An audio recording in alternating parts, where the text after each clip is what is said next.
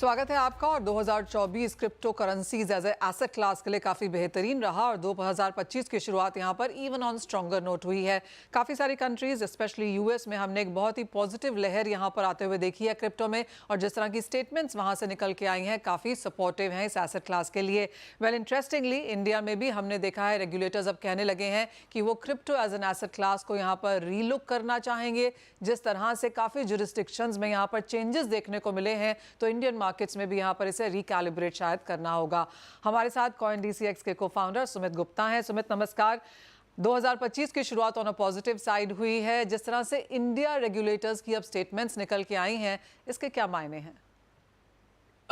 सबसे पहले तो मनीषा जी, थैंक यू मुझे वापस बुलाने के लिए इस शो में। आई थिंक काफी पॉजिटिव है। गवर्नमेंट का जब स्टैंड चेंज होता है तो इंडस्ट्री को बढ़ावा मिलता है। आई थिंक काफी टाइम से हम लोग वेट कर रहे थे कि गवर्नमेंट अपना स्टैंड रिकैलिब्रेट, अपनी पोजीशन जो है उसको रिकैलिब्रेट करे, पॉजिटिव करे। बिकॉज सिर्फ यूएस में ही नहीं, बहुत कंट्रीज हैं दुनिया भर में, सारे जो बड़े नेशंस हैं।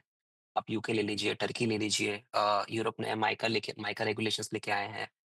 Hong Kong, Brazil, all of the large countries have उन्होंने क्रिप्टो रेगुलेशन की तरफ आगे काम किया है। सिर्फ इंडिया के साइड से एक स्टैंड है जो कि काफी टाइम से पेंडिंग है कि रेगुलेशन करना है। 2023 में जी20 की प्रेसिडेंसी में बोला है कि रेगुलेट करेंगे, बट अभी तक कुछ ऐसा कॉन्क्रीट निकल के नहीं आया। तो मुझे लगता है कि अभी जैसे कि यूएस इसमें काफी कदम आगे बढ़ा रहा है इन टर्म्स ऑफ कि यूएस इसको लीड करे। मुझे लगता है कि इट्स हाई टाइम कि इंडिया भी इस पे काफी सीरियसली, एग्रेसिवली काम करे और एक रेगुलेटरी क्लैरिटी जो होती है वो दे, ताकि देश में नए जो स्टार्टअप्स हैं वो इसमें इस टेक्नोलॉजी पे काम कर पाए और ओवरऑल इकोनॉमी का फायदा हो। Well absolutely. सुमित, अगर हम as of now Indian markets को देखें तो कितना कहेंगे आप एज एन अप्रोक्सीमेट नंबर, कितने पार्टिसिपेंट्स हैं यहाँ पर, कितने डेवलपर्स हैं when it comes to blockchain as a sector? जी, आई थिंक वेरी इंटरेस्टिंगली कुछ मीडिया रिपोर्ट्स में कहीं गलत आंकड़े भी आते हैं, बट जो सही नंबर है जो मेरे हिसाब से है वो 30 से 35 मिलियन यूनिक इन्वेस्टर्स हैं, जो कि crypto as an asset class में इन्वेस्ट करते आए हैं। In terms of developers, Bharat दुनिया में नंबर 2 पे आता है जब वेब3 ब्लॉकचेन डेवलपर्स की बात करें। इनफैक्ट इंडिया नंबर 1 पे आएगा in the next couple of years. दुनिया में सबसे ज्यादा डेवलपर्स वेब3 टेक्नोलॉजी के इंडिया में होंगे, तो India can very well be a large exporter of this technology. जो नए डेवलपर्स इस फील्ड में आ रहे हैं, जो नए ब्लॉकचेन डेवलपर्स आ रहे हैं, उसमें 45% डेवलपर्स इंडिया से आ रहे हैं एक्चुअली। तो अगर आप किसी भी जगह से देखेंगे कि स्टार्टअप्स कितने बन रहे हैं, तो इंडिया बहुत बड़ा रोल प्ले करता है। जैसे जब इंटरनेट आया था तो India became a large exporter of technology there. मुझे लगता है वेब3 के अंदर भी इंडिया बहुत बहुत फायदा ले सकता है। Only thing that is stopping is clarity, regulations. तो मुझे लगता है गवर्नमेंट को इसको हाईएस्ट प्रायोरिटी पे लेना चाहिए और ऐसी पॉलिसीज बनानी चाहिए जिससे कस्टमर्स को प्रोटेक्शन मिले, जिससे स्टार्टअप्स को बढ़ावा मिले और जिससे इंडिया अपने जीडीपी में और अपने इकोनॉमिक ग्रोथ में इस टेक्नोलॉजी को यूज कर पाए। बिकॉज सबको पता है कि the future is digital and crypto as an asset class is going to play a very large role in this digital future. India की बात है, बजट ने तो यहाँ पर क्रिप्टोस को मिस किया, लेकिन जिस तरह की टैक्सेस हैं as of now 1% TDS, 30% taxes. I understand कि इंडस्ट्री काफ़ी समय से इसको रिप्रेजेंट कर रही है सरकार को इसको जी। चेंज करने के लिए। कहाँ पहुँचे हैं हम? अनफॉर्चुनेटली इसमें भी काफी कुछ ऐसे पॉजिटिव देखने को नहीं मिला है, बट मैं आशा करता हूँ कि अगले साल होपफुली बजट में कुछ चेंजेस मिले, कुछ राहत मिले। बिकॉज 1% टीडीएस है मनीषा, मैं आपको बता सकता हूँ कि इससे बहुत नुकसान हुआ है देश को। जितने भी लोग हैं जो जिस इंडस्ट्री में काम कर रहे हैं, आइदर वो लोग देश छोड़ के जा चुके हैं या फिर बिजनेसेस बाहर इनकॉर्पोरेट कर रहे हैं, जिससे कि जो वैल्यू इंडिया के अंदर आनी चाहिए वो भी नहीं आ पा रही है। कितने लोगों को मैं जानता हूँ जो लोग इंडिया में अभी वेब3 स्टार्टअप बनाना ही नहीं चाहते, बिकॉज टैक्सेशन इतना हाई है, इकोनॉमिकली सेंस नहीं बनता। तो मेरी यही उम्मीद है कि इसको जल्दी से जल्दी फिक्स किया जाए। 1% टीडीएस, 30% टैक्स, ये काफी इनफैक्ट सेट ऑफ अलाउड नहीं है। ये सारी चीजें काफी डिमोटिवेट करती हैं एक ऐसे फाउंडर को, एक ऐसे एंटरप्रेन्योर को जो इस इंडस्ट्री में इस टेक्नोलॉजी पे काम करना चाहता है। तो 3 साल हो गए हैं इस चीज को और 3 साल में काफी नुकसान हुआ है। 95% से ज्यादा जो एक्टिविटी है जो देश के अंदर होनी चाहिए वो ऑफशोर जा चुकी है। इनफैक्ट जो अभी रिसेंट स्टेटमेंट आया था ट्रम्प एडमिनिस्ट्रेशन में, जो डेविड सैक्स का है, उन्होंने भी ये बोला था कि उनका प्रायोरिटी है कि ये जो वेब3 टेक्नोलॉजी है उसको ऑनशोर लेके आना है।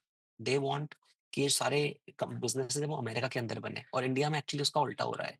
इंडिया में सारे बिजनेस इंडिया से बाहर जा रहे हैं। तो मुझे लगता है कि ये काफ़ी नुकसान हुआ है पिछले 3 सालों में। इसको बहुत अर्जेंटली रीलुक करना चाहिए, इसको चेंज करना चाहिए एंड इस तरीके से करना चाहिए जिससे कि देश के अंदर ये नए स्टार्टअप्स बिल्ड हों और कंट्रीब्यूट कर पाएँ। रिप्रेजेंटेशन और क्योंकि अब यहाँ पर बातचीत हो रही है कि शायद इसको वापस देखा जाएगा in a better light, different light इसको देखा जाएगा, जिस तरह से स्पेशली यूएस की स्टेटमेंट्स आई हैं। किस तरह से आप सजेस्ट करेंगे ये काम किया जाए, क्योंकि जो जिस तरह की स्किल अवेलेबल है, डोमेस्टिक स्टेक होल्डर्स को साथ में लेके कंसल्टेशंस करनी चाहिए, क्या कुछ होना चाहिए, किस तरह का फ्रेमवर्क रोड मैप अब बनना चाहिए?